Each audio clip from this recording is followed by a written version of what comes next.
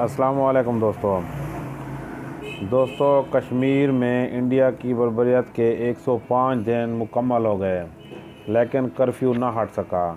ताहाल internet की service भी बहाल ना हो सकी।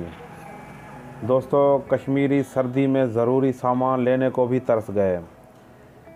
इंडिया की ये हालत है कि अभी तक वो उस वहाँ से कर्फ्यू हटाने में भी दिलचस्पी नहीं ले रहे। उनको पता है कि जैसे ही कर्फ्यू हटाएंगे वहाँ पे इतना एहतजाज होगा कि हमें उसको संभालना भी मुश्किल हो जाएगा।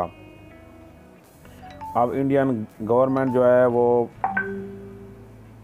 बहुत ही ज़्यादा तज़ाद में है और सोच विचार में है कि कर्फ्यू कैसे हटाएं, और पाकिस्तान में कोई ऐसा वाक़या या पाकिस्तान के ऊपर कोई इल्ज़ाम लगाकर या पुलवामा जैसा वाक़या करने के चक्कर में है।